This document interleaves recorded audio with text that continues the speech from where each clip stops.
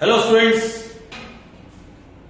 अब मैं आप लोगों के लिए फिर से इंपॉर्टेंट क्वेश्चंस लाया हूं और शॉर्ट रिव्यू लाया हूं, मतलब धीरे धीरे से कैसे शॉर्ट टेक्निक से पढ़ने का। पिछले वाले टॉपिक में मैंने तो एक टॉपिक रह गया बताना, रिडॉक्स। तो रिडक्शन ऑक्सीडेशन होता है, तो समझ गए। तो जब जो सब्सटेंस ऑक्सीडेशन करता है वो रिडक्टेंट होता है, जो रिडक्शन करता है वो ऑक्सीडेंट होता है, समझ गए। तो ये टॉपिक जब वो आएगा एग्जाम में याद रखना, और हो सकता है कि आपको जो इलेक्ट्रोलिसिस है या इस टाइप के जो रिएक्शंस हैं या जो इलेक्ट्रोलिटिक बहुत सारे प्रोसेस हैं वो सब अच्छे से पढ़ के जाना। मुझे ऐसा लगता है रेडॉक्स पे क्वेश्चन आएगा तुमको, इक्वेशन बैलेंसिंग पे आएगा, समझिए, उस पर तो क्वेश्चन आना ही। अब हम लोग एसिड बेस सॉल्ट पे चल रहे हैं।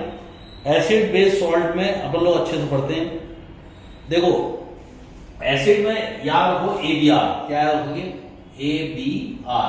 एसिड क्या करता है, ब्लू लिटमस को रेड में कन्वर्ट करता है, और बेस क्या करता है, रेड को ब्लू में कन्वर्ट करता है। तो ABR याद रखना, सिर्फ दोनों याद रखने की जरूरत नहीं है। एसिड ब्लू लिटमस को रेड में कन्वर्ट करता है। एक और बात याद रखना, एसिड का सार टेस्ट होता है, समझिए, सार टेस्ट होता है, यानी खारा टाइप का होता है। और एसिड जो होता है किसी भी मेटल से रिएक्ट करेगा तो हाइड्रोजन गैस रिलीज करेगा। बेस का तुम्हें बता चुका हूं, बिटर टेस्ट होता है, बेस का बिटर टेस्ट होता है। अब इसके अंदर उसने बोला है कि मिनरल एसिड कौन कौन से होते हैं, जैसे नाइट्रिक एसिड है, HCl है, सल्फ्यूरिक एसिड है, ये सब क्या है, मिनरल एसिड है, जो कि सल्फेट, नाइट्रेट्स और क्लोराइड के ओर्स होते हैं, इसलिए इसको मिनरल ओर बोलते हैं, समझिए, क्योंकि मिनरल से पाए जाते हैं।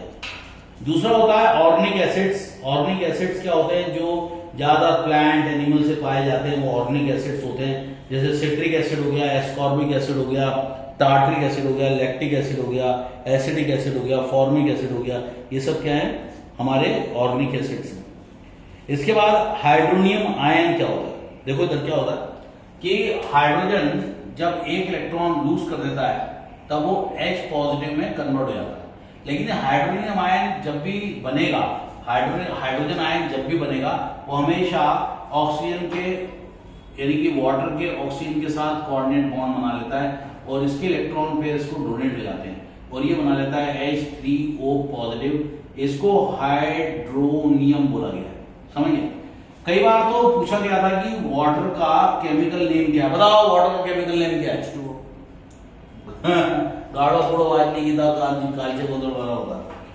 H2O का केमिकल नेम है डाइहाइड्रोजन ऑक्साइड, या हाइड्रोजन ऑक्साइड भी बोल सकते हो आप। तो डाइहाइड्रोजन ऑक्साइड जो है इसका केमिकल नेम है, ये भी कई बार एग्जाम में पूछा जा चुका है। तो क्या पूछ लें उसकी गारंटी नहीं है।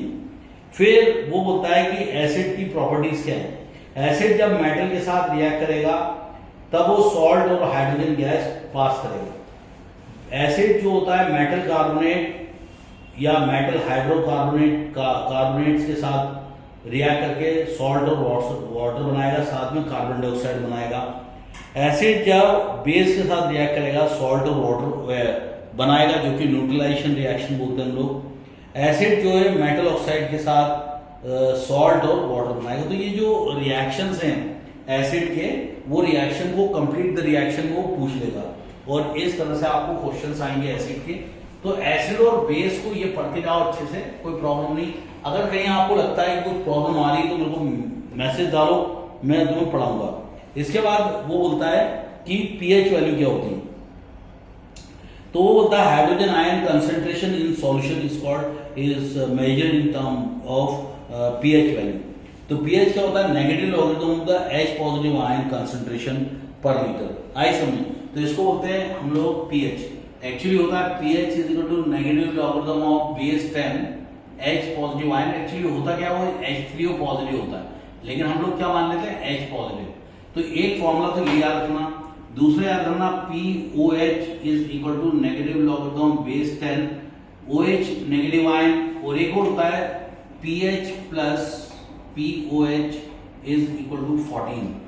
एक होता है H positive into OH negative is equal to 10⁻⁻14।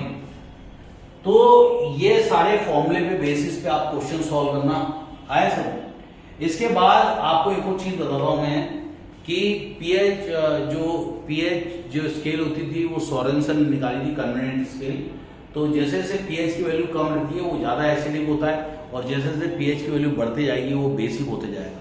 और तो जैसे जैसे वो पीएच की वैल्यू बढ़ेगी वो बेसिक नेचर का होने लगेगा। समझ में आया आप लोगों को? तो आपको पीएच के ऊपर जरूर क्वेश्चन आएंगे। अब न्यूमेरिकल अगर कोर्स नहीं होगा तो बोल नहीं सकता मैं, लेकिन पीएच अगर ज़्यादा है तो बेसिक है, और पीएच कम है तो एसिडिक है, समझिए। और न्यूट्रल है तो पीएच जो होता है 7 हो जाता है।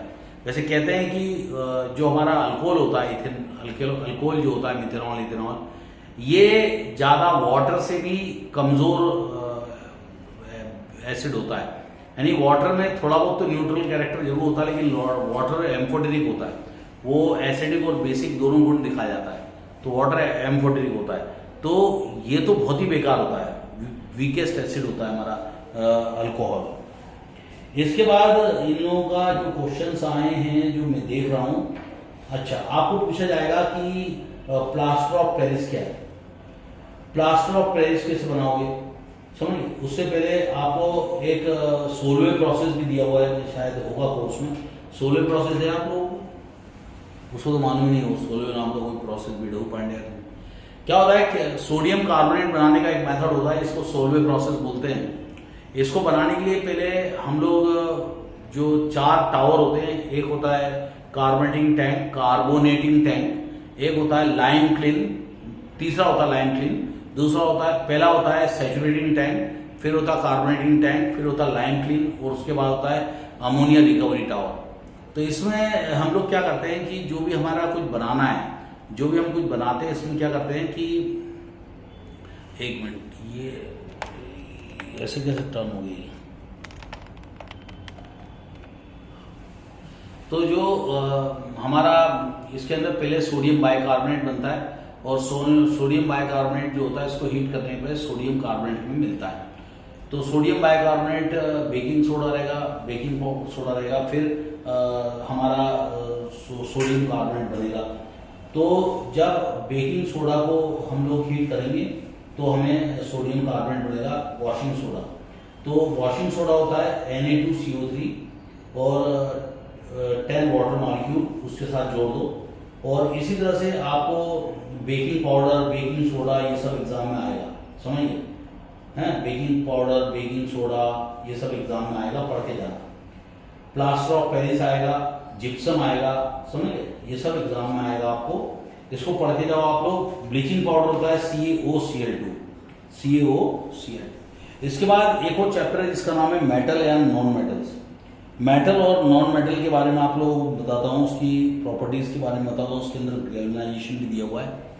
मेटल नॉन मेटल में आपको आएगा कि देखो, मेटल जो होते हैं ये साइज में बड़े होते हैं, ये इलेक्ट्रॉन डोनेट करते हैं, और ये अच्छे रेड्यूसिंग एजेंट होते हैं, यानी आसानी से ऑक्सीडेशन कर जाते हैं। मेटल जो होते हैं उसके जो ऑक्साइड्स होते हैं बेसिक नेचर के होते हैं, और इसके अंदर जो लास्ट में जो फर्स्ट ग्रुप होता है वो कहलाता है अल्कली मेटल्स, उसके बाद वाला ग्रुप कहलाता है अल्कलाइन अर्थ मेटल। फिर उसके बाद बोरोन की फैमिली आती है, फिर कार्बन की फैमिली आती है। कार्बन जो होता है एक राजा एलिमेंट होता है, इसके अंदर 4 वैलेंस इलेक्ट्रॉन होते हैं, इस कारण से ये राजा एलिमेंट होता है। और उसके बाद नाइट्रोजन की फैमिली आती है, फिर उसके बाद हमारी ऑक्सीजन की फैमिली आती है, फिर क्लोरीन यानी हेलोजन्स की फैमिली आती है। हेलोजन क्या होते हैं, सॉल्ट प्रोड्यूसर होते हैं, और उसके बाद आता है इनर्ट गैसेस। तो जो भी ग्रुप होता है वो आपके वैलेंस इलेक्ट्रॉन के बारे में बताता है, और जो पीरियड होता है हॉरिजॉन्टल क्या कहलाते हैं, पीरियड कहलाते हैं। तो जो हॉरिजॉन्टल पीरियड्स हैं वो आपके वैलेंस ऑर्बिट के बारे में बताते हैं। जैसे मान लो पहला पीरियड है तो वो बताता है कि इसका वैलेंस इलेक्ट्रॉन कौन से ऑर्बिट में मिलेगा, है समझ। लेकिन जब आप ये देखोगे कि थर्ड पीरियड में आ गया, जैसे सोडियम थर्ड पीरियड में आता है तो उसका वैलेंस इलेक्ट्रॉन थर्ड ऑर्बिट में आएगा, लेकिन ग्रुप क्या होता है 1, तो उसका कॉन्फिगरेशन हो गया 3s1, यानी एक इलेक्ट्रॉन उसके पास होगा। तो अपन आगे बढ़ते हैं, रुकवान दो, काट दो, मिस कॉल मारा होगा, नहीं सर किसी और का काट देना बाद में। तो अब हम लोगों के पास ये चैप्टर में तो ज़्यादा कुछ बताने को नहीं गया है। कैल्सिनेशन, रोस्टिंग ये सब पढ़ के जाना, तुम्हारी किस्मत अच्छी। इसके बाद आता है कार्बन टॉपिक। ये कार्बन का अलग से लेक्चर लेता हूं तुम्हारा मैं।